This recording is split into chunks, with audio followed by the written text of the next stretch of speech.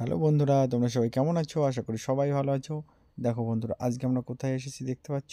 তোমরা কি বুঝতে পারছো আজকে আমরা কোথায় এসেছি? এই দেখো বন্ধুরা, আজকে আমরা চলে এসেছি নবদ্বীপে। নবদ্বীপে এসেছি গঙ্গা স্নান করতে। শুধু গঙ্গা স্নান নয়, গঙ্গা স্নানের সঙ্গে সঙ্গে আরও একটা বিষয়ের জন্য আমরা এসেছি নবদ্বীপে। তো নবদ্বীপে এসেই আমরা দেখো ট্রলারে উঠে পড়েছি। এখন আমরা স্বরূপগঞ্জ ঘাট থেকে নবদ্বীপে উদ্দেশ্যে যাত্রা করেছি। দেখো ট্রলারে কত লোক, এদিকে শুশু দাঁড়িয়ে আছে আর শুশুর খুব ভয় লাগছিল। তার কারণ ও সেইভাবে ওঠে না, কোনো দিন ওঠেনি আগে, তাই ওর খুব ভয় লাগছিল। আমারও ভয় লাগছিল, কারণ আমি সাঁতার কাটতে পারি না, সে কারণে আমারও খুব খুব ভয় লাগছিল। যাই হোক, আমরা এই যে ট্রলারে করে ঘাট পার হচ্ছি এবং ঘাট পার হয়ে ওপারে যাব আমরা। তো বন্ধুরা দেখো, ঘাট পাড়ায় চলে এসেছি আমরা রানীর ঘাটে। এই পাশটাই নবদ্বীপে রানীর ঘাট রয়েছে, এই ঘাটটাই সব থেকে সুন্দর নবদ্বীপে। এখানে আমরা করব স্নান, সেই সঙ্গে একটু পুজো দেব।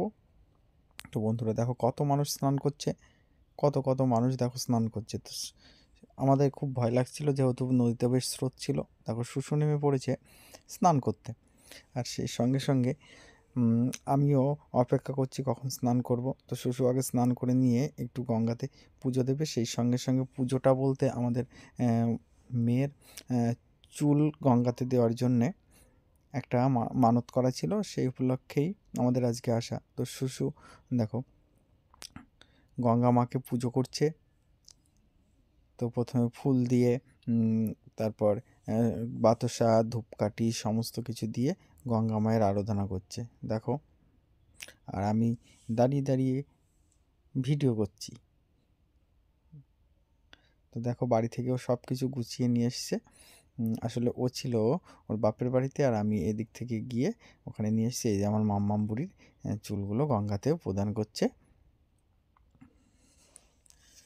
তো বন্ধুরা, গঙ্গার জলগুলো কিন্তু বেশ আজকে বেশ স্রোত ছিল এবং খুব ঠান্ডা, জলটা খুব ঠান্ডা, ভীষণ ভীষণ ভীষণ ঠান্ডা।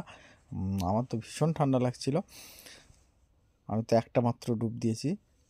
তো যাই হোক দেখো, ও এবার দেশলাই দিয়ে ধূপকাঠি জ্বালানোর চেষ্টা করছিল, কিন্তু বারবার ধূপকাঠি জ্বালাতে চেষ্টা করলেও জ্বলছিল না। তো অবশেষে দেশলাই জ্বললো এবং ও ধূপকাঠি জ্বালাতে সক্ষম হলো। এবার ধূপকাঠি জ্বালিয়েছে, জ্বালিয়ে নিয়ে তারপরে এই যে গঙ্গা মাকে আরচন্দনা করছে।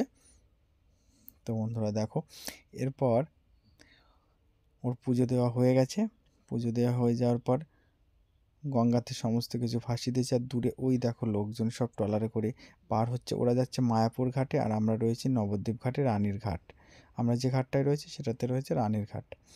তো যাই হোক, আমাদের পুজো দেওয়া কমপ্লিট হয়ে গেছে। পুজো দেওয়া কমপ্লিট হওয়ার পরে শ্বশুর মনে হলো ও একটু গঙ্গাতে প্রদীপ ভাসিয়ে দেবে, গঙ্গা মাকে আরাধনা করবে প্রদীপ ভাসিয়ে। তাই ও কী করলো, ও একটা গঙ্গা প্রদীপ নিয়ে আসলো। প্রদীপ নিয়ে এসেও গঙ্গায় ভাসিয়ে দিল এবং সেই সঙ্গে সঙ্গে ও নমস্কার করলো। দেখো কত লোকজন স্নান করছে, আর এদিকে দেখো শুশু প্রদীপ ভাসিয়ে দিয়েছে। আর তারপর দেখো ওর মনে হলো একটু তিলক কাটবে, দেখো ও একটু তিলক পরে নিল। এই মাসিমার কাছ থেকে তিলক পরিয়ে দিল। মাসিমা খুব সুন্দর করে ওকে তিলক পরিয়ে দিল।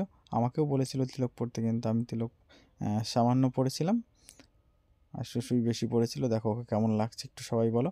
এরপর চলে আসলাম আমরা টোটোতে করে। দেখো আমরা টোটোতে করে একটু পোড়ামাতলার উদ্দেশ্যে যাত্রা করলাম, কারণ আমাদের মনে হয়েছিল একটু পোড়ামাতলাতে যাব।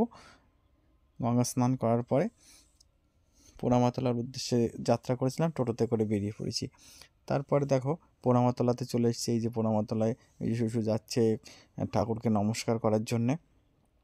তো পোড়ামাতলাতে কিছুক্ষণ থাকার পর আমরা পুনরায় আবার দেখো বাড়ির উদ্দেশ্যে যাত্রা করেছি। কিন্তু বাড়ির উদ্দেশ্যে টোটোতে করে যাচ্ছি, তার আগে আমাদের মনে হয়েছিল কি খুব খিদে পেয়েছিল আমাদের। সকালবেলা আমরা না খেয়ে গিয়েছিলাম, সেই জন্য আমাদের খুব খিদে পেয়েছিল। সেই কারণে আমরা ভাবলাম একটু কিছু খেয়ে নিই। তাই একটা দোকানে আমরা গেলাম একটু লুচি পুরি খাওয়ার জন্যে। লুচি পুরি এবং একটা দই আমরা নিয়েছিলাম। এখানে খুব খুব দাম, 4টে লুচি 25 টাকা। সেই ছোট্ট ছোট্ট লুচি, একদমই ছোট লুচি, 4টে লুচি 25 টাকা। এবং সেই সঙ্গে এক কাপ ছোট্ট একটা চায়ের কাপের কাপ, একটা দই 25 টাকা। কিন্তু দামটা বেশি নিলেও খেতে বেশ সুস্বাদু ছিল। তারপর আমরা চলে আসলাম আবার ঘাটে। ঘাট পার হয়ে আমরা চলে আসবো বাড়িতে। তো বন্ধুরা, এই ছিল আজকের আমাদের ব্লগ। এখন আমরা বাড়িতে চলে আসছি। ততক্ষণ পর্যন্ত তোমরা ভালো থেকো। পাশে থাকুন। সকলে ভালো থেকো, টাটা।